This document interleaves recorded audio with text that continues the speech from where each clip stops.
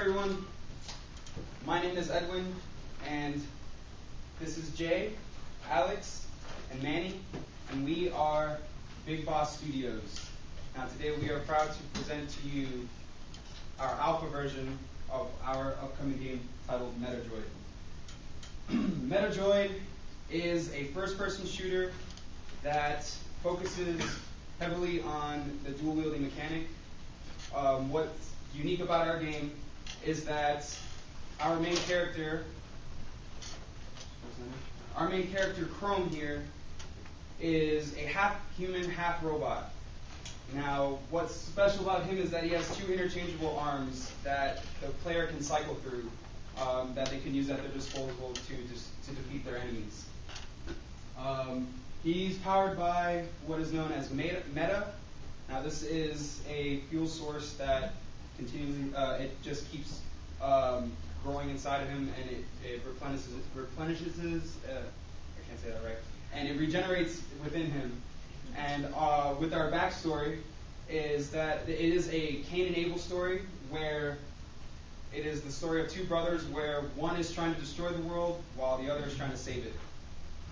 In our story, the war is pretty much lost, and our hero is going to be awakened in this underground facility where he has no memory of any events that happened in his past, and he's going to be pretty much set in the battlefield, and not knowing his evil older brother is going to be trying to destroy him.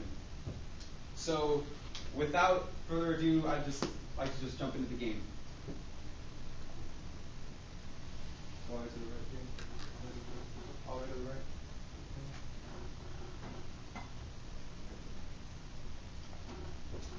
Now our game is aimed for the PC and Mac platforms.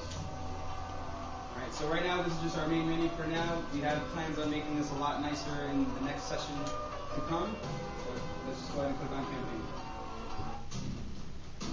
Alright, so just going to explain this level. The whole entire level is where you are placed in this underground facility where our hero is going to be awoken by his lover that he has completely forgotten about, and she's going to lead him through this entire mission. Now, the whole point of the mission is that you are trying to reach the surface.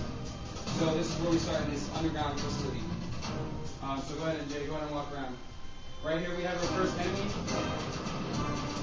Right now he shoots you up, and if you take damage, it's similar to a Halo combat shot, where you have a shield on top that if you get shot, you'll lose some shield.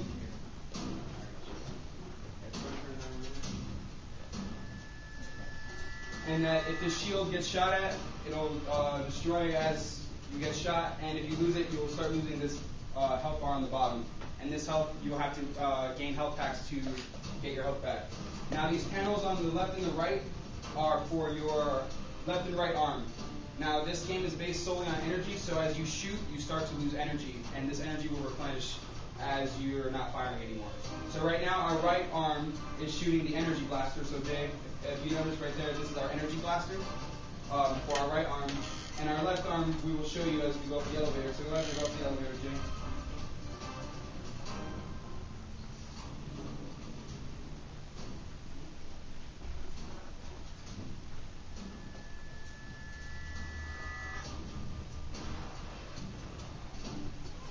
So while he's going up the elevator, I'll just go into this one, the next weapons. We have two weapons for our left arm that are special weapons.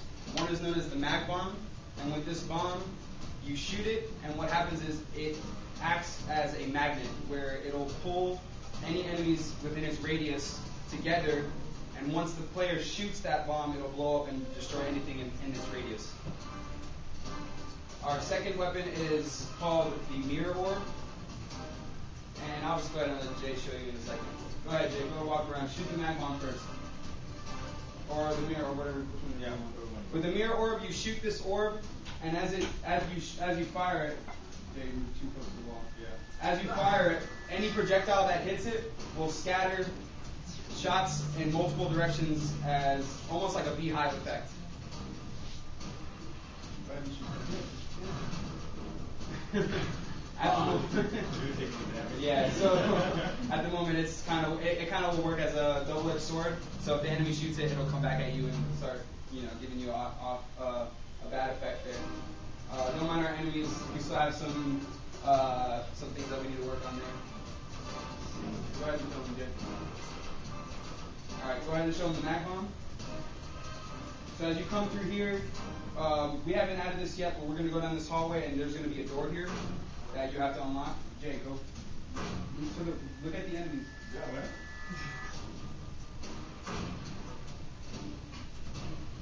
Oh, I got you.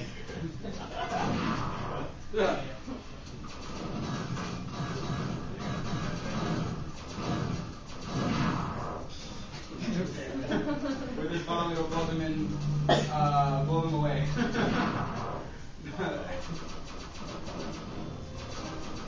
So yeah, there's still, of course, bug issues that we're still going through. But of course, like I said, this is an alpha version. Like I said, at this point, in this part of the mission, we're going to go down these halls and go ahead and open up a. Don't even worry about going through there, Jay.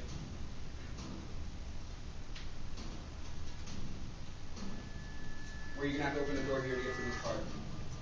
After this, you're going to go up this hall here, and you're going to enter this large cave area. This whole section here depicts where military forces go ahead and roll out their weapons and all their heavy artillery. And this is going to pretty much set the stage for our first mini boss battle that we're going to implement soon, where there's going to be enemies positioned all throughout this cave on different platforms, like sniper positioning, where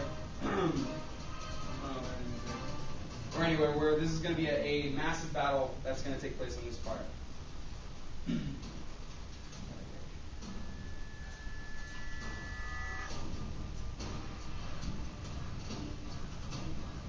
you can see it pulls them in. There you go. Once it's within the radius, it'll blow them up. But anyway, as you keep progressing through this bridge here, towards the end is where our mini boss will enter, and you'll go ahead and face him and reach the final elevator at the end.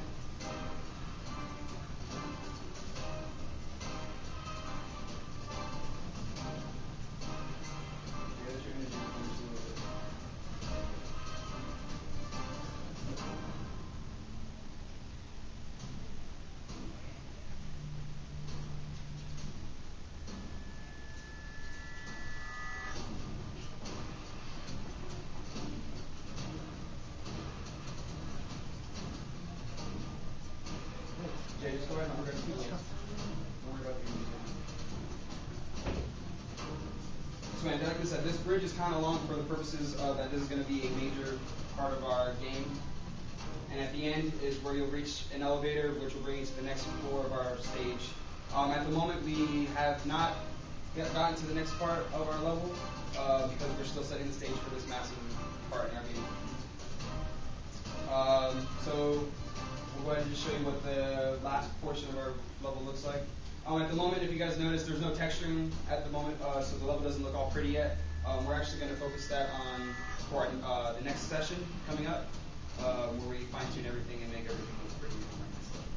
But here at the end, this is where our final elevator. This will be an elevator. Will lead us to the next part of our level. So, Jay, go ahead and pause our game for now. Does anyone have any questions, concerns about our game? How many levels is it going to be? Actually, we were planning at the beginning of this senior project, we were planning on implementing 2 levels, but due to time constraints and with the level of work that we need to do for this level, we're just going to go ahead and make the first level as good as best as we can. So as making sure we have our story elements involved, we're going to add cinematics, hopefully do some voice acting, get them in there. Texture the level, populate the environment with objects that the player can hide behind, make it more strategic, just make it more intuitive for the purposes of our dueling mechanic. So for our senior project, we are just focusing on 1 level. Okay.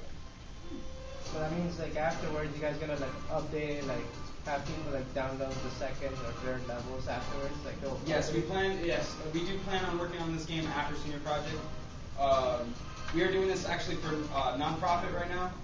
We do not plan on selling this game for profit right now. We're just really focusing on just getting our names out there and pretty much showing our level of talent. That whatever we can, we're trying to produce a game that speaks of our strengths as programmers and developers and designers.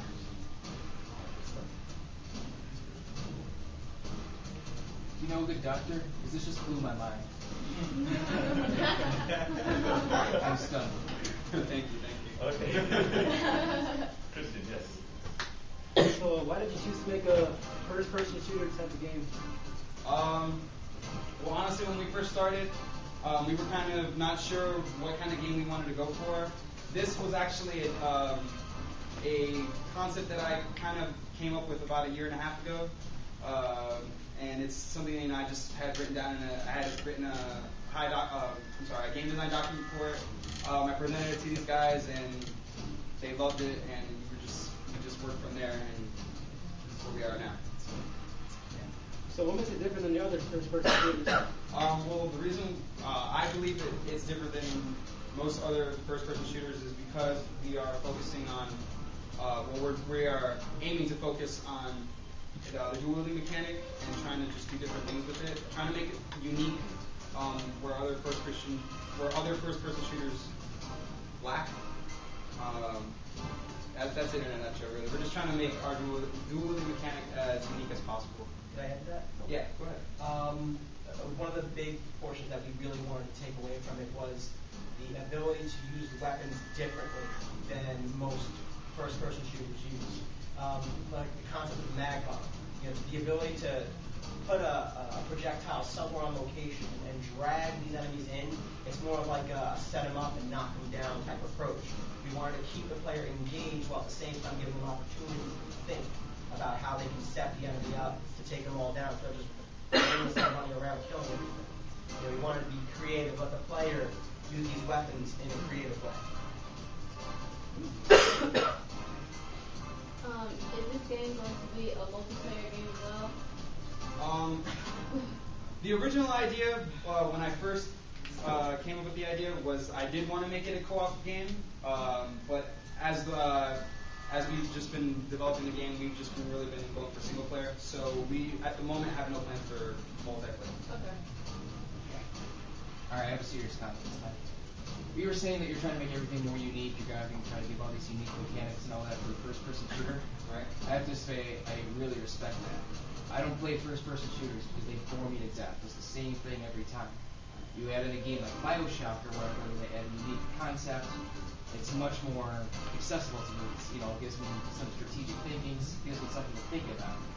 The fact that you guys are implementing that into your game is amazing, and I want to give you guys a thumbs up. Thank you. Thank you.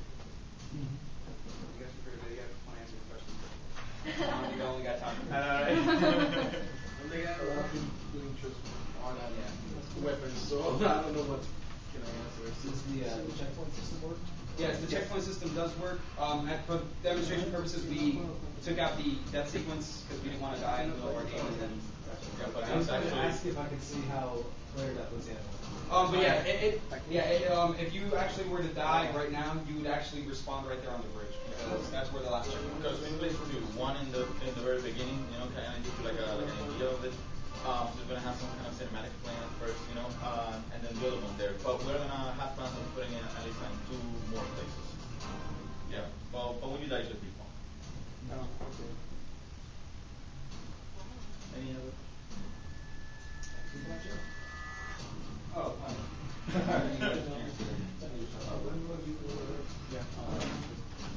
Well, I'd like to comment first of all on the matching shirts.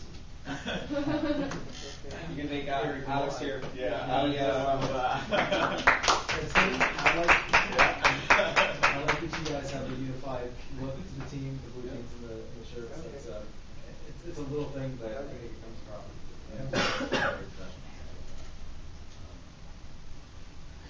I have some maybe specific things about the game that I want to talk about. Like in general, I like what I'm seeing. You said that you wanted to focus on just doing the one level, I think that's the way to go right now. Because you have a pretty sizable play space, and there's a lot of fun things you can do just within what you designed. I think focusing on that and perfecting it will probably be a service to what you guys are doing, rather than trying to churn out 2 or 3 other levels.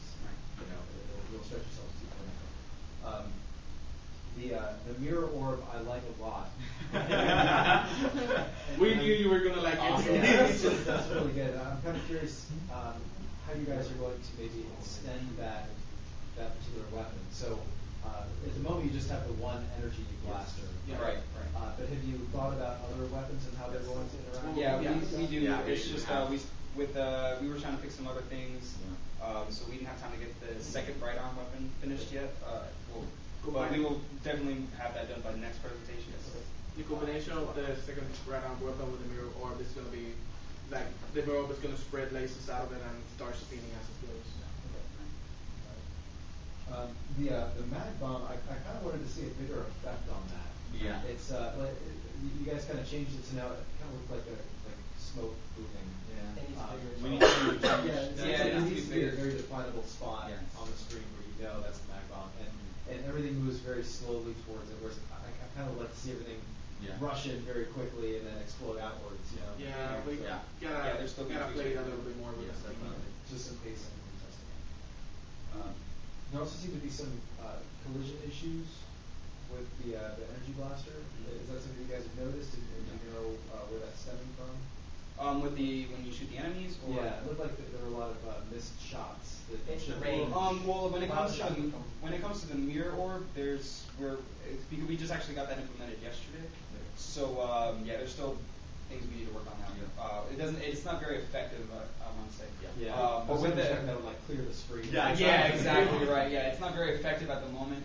We're still working on making it better. But the energy blaster itself is pretty accurate, I would say. Like that knocks down enemies like crazy. And there are also some enemies stacked on top of each other. Yeah, that's another issue you guys we face with. I guess I want to make sure that you guys understand what's causing those bugs. Do you have any leads on how to fix that? I'm planning to add a flee function between the enemies so that when they start getting closer, they start fleeing from each other. Like at least for a little bit of range, so that they stop stacking each other. Okay. Also, at least on that one, it just adding a little bit of flee and see if I can get them to not get too close, like on top of the other weapons like Magnum. So. And the last thing really that I want to see is your web presence. You guys been focusing on that? Big addition too. Yeah. Alright. The easiest way to get to it is go to the PowerPoint. Exit. What? It's on. I know it's on the Facebook. Which would you like to see first? The Facebook? Sure.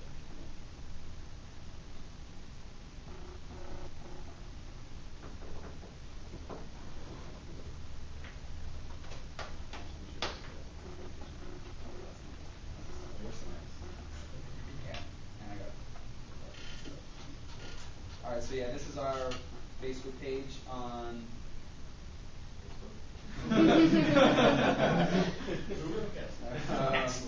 so we try to have as much updates as possible. Alex, as soon as you finish the shirts, you put the pictures of the shirts on. I made sure to let everyone know that we are presenting today. And we actually, thanks to Alex, we got, I don't know if you know who Ray William Johnson is, the Equals 3 on the YouTube. He's like a YouTube guru. He's the number one guy. I'm trying. I sent him a couple of emails. I'm trying to let him get us to do the comment question of the day, which is basically at the end of every single video, he has a random user do a comment question of the day. So I would like to get us, hopefully, with the big boss, studios in the background, do a comment question of the day to promote the game. Yeah. So I'm still trying to get him. I'm pretty sure it should be possible. If that happens, that's going to be big. And also, do you want to talk about the Blogspot thing? Yes, we have a Blogspot open now. Very excited about this. Everyone knows the Soldier is fueled by meta. Well, what is meta? Well, if you want to know what meta is, you can go to our Blogspot, and we have a episodic storyline chapter. We're going to try and do at least a chapter or two each week, basically educating future players of what meta is, how it came about, and I'm proud of it so far. Basically, it's a little hint toward it. It's unknown object comes from outer space, lands, and with this object, it has a mysterious energy source that ends up being harnessed by the military. And if you want to know more, go to the Blogspot. It's originsofmeta.blogspot.com. Definitely, yeah. There's all good stuff here you can read upon. And if you want to find it, just go on our Facebook page and you'll be able to find this easily. Yeah. So we just been pretty much documenting. This is from the very beginning, just rough concept art we were just throwing together on the board, trying to get ideas of how we at first when we first started the game we were going for third person. Don't mind the little butt cheeks. So yeah, these guys take it to be funny. Art's in the details. Just things documenting. That was like a big Mac. I guess might as well just address this now. Yeah. We are looking for voice actors. So if anyone is interested in voice acting, come speak to us after. We'll be doing auditions, right? Yep, exactly. Yes. So we would like to have whoever would be interested to show up. Here's a neat picture, I guess. Just like the beginning. It's ridiculous. Us guys here, it's about week 2, Yeah. We just been trying to make ourselves present on the internet. We also have a YouTube channel that you guys can find. If you guys got a copy of the High Concept, all the links are there. So if you want to check our YouTube page, we have a bunch of videos here where we pretty much try to show updates on what we do for the game. We actually had a roundhouse table discussion pretty much. I guess it was Alex's idea. He wanted us to. He just wanted to ask us a bunch of questions and pretty much just get our input on. Basically, it's an interview that personalizes the team, so you can get to know each member of the team. Their likes, their dislikes, what it's like working on the project, and it does hold some inspirational keynotes in it as well to let people know that if this is something they want to do, pursue it. It's fun, and you watch the video. That's all I'm going to say. Watch the video. Yeah, it's kind of lengthy, but it's worth the watch. So this is pretty much all our web presence. We also have a Twitter page. You want to show that? Would you like to see our Twitter page? Yeah, bring it up.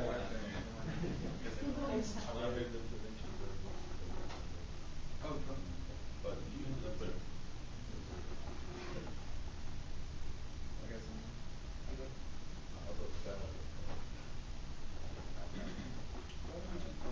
And for us, we have someone that's making a website for us. Hopefully, it'll be posted by the start of our next presentation. He's over there, Jesus Lopez. He's gonna be our presenter.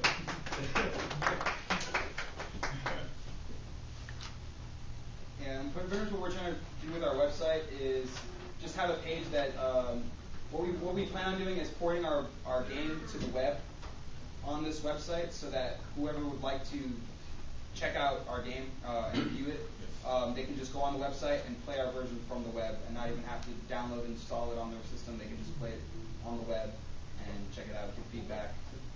Just we want to get our names out there and just show what we put together in a semester and maybe more. And of course, many more.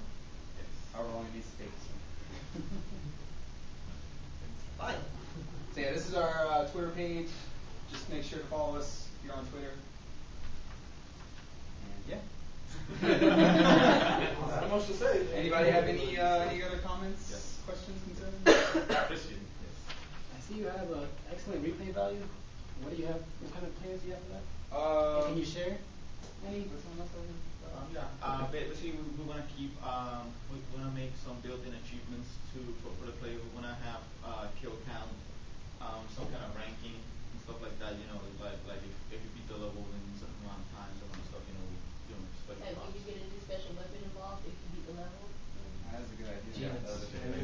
You get a brand new Plus weapon. hadn't been thought of, sure, but again, we had an idea for environmental abilities to use the environment again as a weapon with certain combustibles and breakables. So again, it's the creativity of using the weapons and those breakables and combustibles. And that's why we're taking one level at a time, because we want to make sure that you get the most out of each level. Like having as much fun, interaction. Like every time you play a level is a different experience. You guys should try making each level like a cliffhanger style ending, so you can make the person want to play more. And you just can't wait for the next level. Definitely. It's something like an idea right there. Cliffhanger every level. Yeah, we got cliffhanger in everyone. Yeah. Like. All right then. I've got my default questions that I usually lead off with. You guys should be familiar with these by now. First off, who's in charge? Right. Outstanding. What would you say your role is? Right now, my role is I'm the lead design. I just make sure everyone's doing their part, and I try to follow through as much as I can. I make sure to call, see, because we're here about 5 days a week, honestly, working on the game, and for the most part, I'm just here making sure everything's going as planned.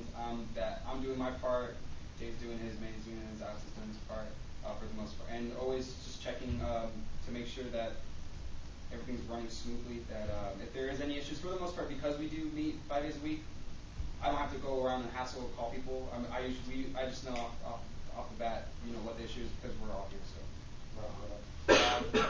So who's say is mostly responsible for maintaining the documentation? Maintaining documentation, I would say Alex is most responsible for that. And the other two gentlemen, what would you say your roles are? I'm in charge of maintaining the AI, keeping the structure of the game clean, and also responsible for the checkpoints. I would say story writer, net presence, sound assets, and when we get to it, the voice acting and all the sound editing that comes with that. Be taking care of the Rs, going through the weapons, getting collision. I voiced a few other scripts like the elevator and some of the broadcasting of the enemy. Yeah, for the most part, we're like me, Jay, and Manny. We pretty much handled programming like all the gameplay, and all the gameplay stuff. We all make sure that we split up the work to know who's working on what. Like so, Manny who does AI. Jay has also been doing. He's actually been modeling the entire level for us, so he's been doing a really good job with that and doing gameplay programming, weapons and stuff. I've done the energy blaster, programmed the GUIs, the mini systems, and all that. So who would you say is lead programmer? If you want to say, I guess I'd be the lead because just because I have a hand in everything. Yeah. You know what I'm about to say, right? Why is there not a designated lead programmer whose primary responsibility is managing code base? I want to say because I make sure that all the code is working and is in SVN, and always making sure that I'm looking through it. And primarily, mostly just because we're here all the time working on it, so we all know what's going on for the most part. Roger that. Because you are very rarely going to hear me say this, but because you guys seem to have so much face time and because you do seem to have a very strongly established hierarchy, I will overlook the fact that you guys don't have a dedicated lead programmer. But please understand, from this point moving forward, one person must be no bullshit, sole purpose is managing the code base, making sure that everything, all the moving parts work with everyone else's moving parts. If that's going to be you, Thomas, okay, go for it. It's like, but one person has to ultimately be accountable for whether or not everything else works. I noticed that, now, let me ask, you guys said that you were using Unity for this? Yes, sir. Outstanding. Why Unity? We wanted to get involved with technology that's widely used, and I know Unity's getting very popular and it just keeps getting popular. And it's also something that we haven't really had our hand in, so we really wanted the experience with Unity. Whether it be a company's in Unity, we can say that we're Unity programmers, and really just explore the technology and see what it can offer us. And also, a main thing is also portability, because we are planning on doing a future release for tablets, hopefully getting on the iOS and Android market. With Unity, that makes it very easy to get around that. Alright, I'm with that one. Alright then, so I want to kind of move on a little bit to a little bit about your guys' process.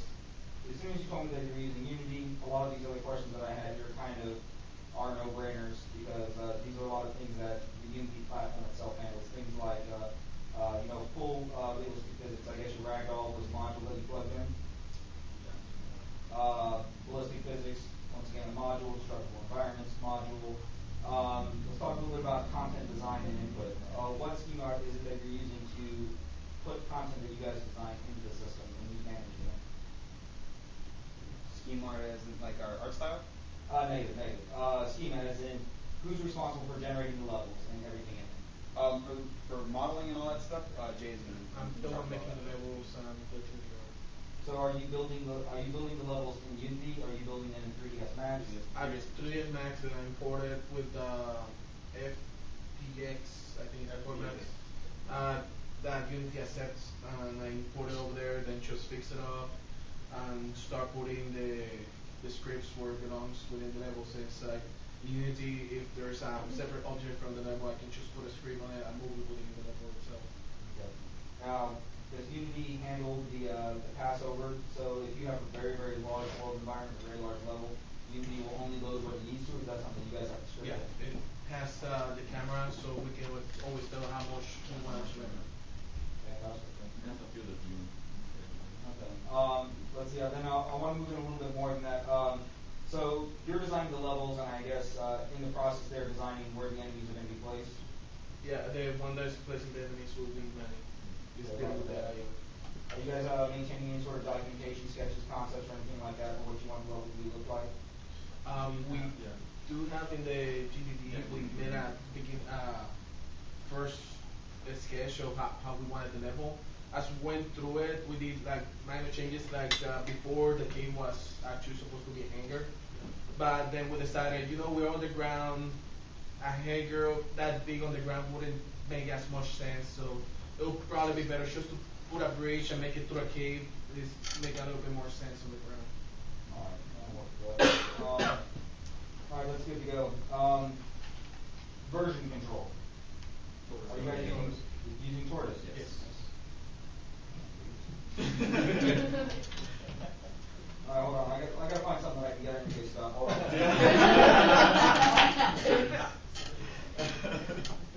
on.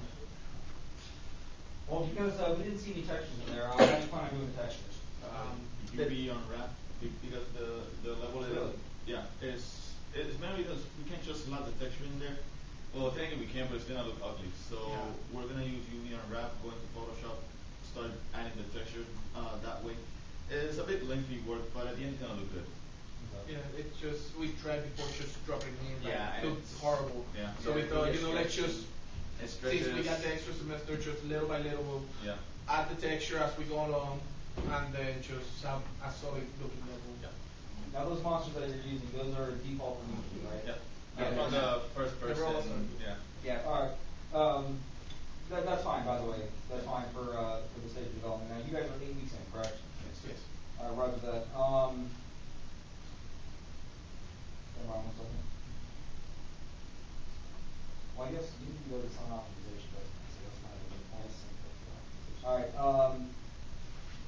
You guys have seen other student projects in the past have attempted to tackle the 3D first-person shooter realm, and it's always been a mixed bag with mixed results. The fact that you guys chose a very solid technology platform, even though you never worked with it before, was ambitious, but it obviously looks like you guys are getting up to speed very quickly now. You are past the learning curve point. Whether or not you're actually past the learning curve itself, well, I don't know, but you're past the point where you can afford to be spending time figuring things out. The next 8 weeks, you have to be basically hard hitting, getting the stuff in, getting the bugs fixed, getting your freaking your documentation, your presence, your web presence up to speed. Tell me a little bit about where you plan to go over the next 2, 4, 6, 8 weeks. What are your benchmarks? Our benchmarks make sure our level is completely textured. Populate. By when? I want to say by at least week 4 of next session. Okay. Yeah, by then, by our next presentation, so that's about 3 weeks from now. We want to populate the environment with different objects, so we need to get started modeling different objects so that we can put in the environment for the player to hide behind. We want to incorporate our a messaging system so that, for example, you saw how when we had our elevator switch, you see a key that you got to press. Also positioning things for cinematics, like different camera positioning where, so that the player knows exactly where to go, setting up waypoints, things like that.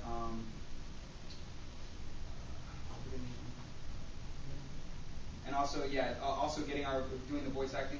We want to also we want to get more story elements in there, just so that it's not just running and gunning.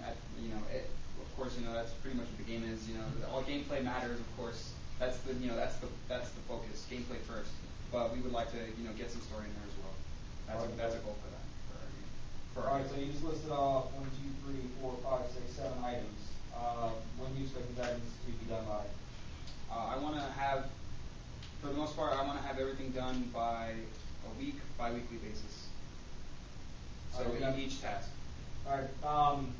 Let me just go ahead and throw this out here then. I see that of these 7 items, you're basically saying that you want 1 a week done. These are multi-week things in and of themselves. So just trying to focus on one thing to get done each week, while that might seem noble or that might seem worthwhile. Because there's 4 of you, work smarter, not harder. That's my only suggestion I can say to that. Given what it is you guys are trying to accomplish here, a strict timeline, a strict set of deliverables, and a go no go checklist is really going to be crucial for you over the next 8 weeks. Basically, go no go is we have X number of hours, or by Y date to get one particular feature working flawlessly. If it's not done by then, gut it, move on. Or gut something else so you can't finish it. But these are the kind of decisions that you guys you're going to be seeing and experiencing every single day in your real life careers. Get used to it now. I can't even tell you how many of my own personal projects basically had to get feature gutted to make deadlines, and it's just one of those things that it breaks your heart to cut this feature that you're very emotionally attached to, or that you feel the game is not the game without it. But at the end of the day, something on the market that works and works well is a whole lot better than something that never makes the market because it's not perfect. So you guys are in a unique position where in normal circumstances I'd be hammering people on their process, their workflow, their methodology, etc. You guys seem to have a pretty strong professional cohesion here, which speaks very highly of your maturity as programmers, but at the same time, I almost want to make Star Wars quote, "Great kid, now don't get caught." You are ahead of the pack, but it's a real big pack. So you can very, very quickly find yourself behind the 8 ball and have your efforts come apart if you don't observe very strong fundamentals. And a lot of it is scheduling discipline, developing discipline, and making sure that you work smarter, not harder. I will drill that into your heads. That's the whole reason we use Tortoise HG. Any other notes that I might have here, you guys have pretty much covered, which just tells me that you've already thought about it, and obviously Professor Sears is going to go over it with you. But, there was one other thing.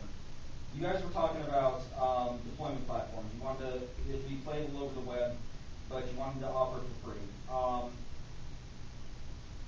Why exactly is that? We just wanted something that we can add to a resume, and if possible, we can also enter into competitions to see how much we can expand it to. Okay. Get our names out there, so when we go to the working field, it'd be more simple for us to put a resume and say like, yeah, we did this. Yeah, basically we just want to get it out there for as many people to play it as possible. If you put a price on it, that there's possible people that possibly, less people that would want to play it because they don't want to pay for it. Fair enough. Anytime anybody sits down to do anything, art for the sake of art is all fine and good, but you have to have a purpose. What is your end game? What is it that you're trying to accomplish? Now, you guys pretty much stated it, that you're looking to put something out there that's going to spread your reputation, give you guys some experience, whatever. that in and of itself is a pretty worthy goal. So I really don't have too much more to comment on than that. But I would say that if you guys move on from this point, always keep the prize in mind. And always keep it's like, what exactly is it? Why am I doing what I'm doing? What are the things that I need to be doing right this second that's going to get me closer to that goal? And what are the things that are going to stand in my way that I need to deal with now to make sure that they don't bring this whole thing down or come to a screeching halt? You guys got a web presence. You guys got a Twitter presence, YouTube. You guys are already in the process of developing a market presence because that is obviously one of your goals. Good job,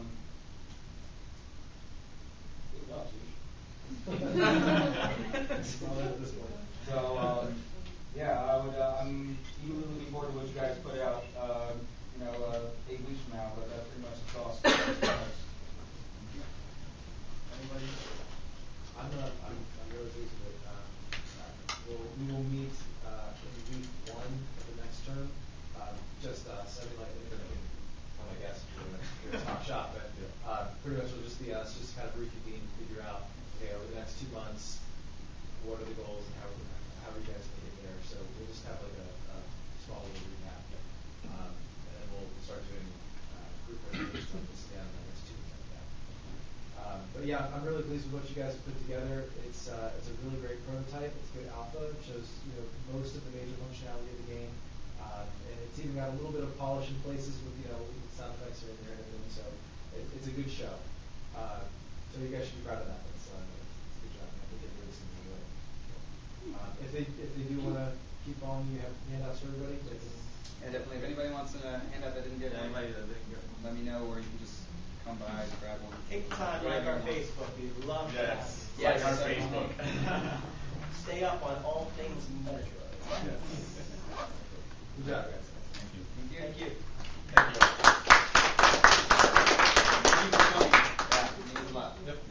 An audition for the voice acting. Yes. So if anyone is interested in the voice acting, come speak to Alex or myself or anyone on the team. Yeah, anybody that's doing the polo. Don't miss the video.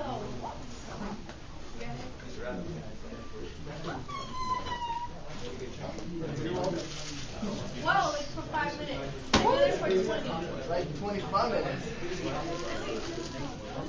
No. No. The characters? Something that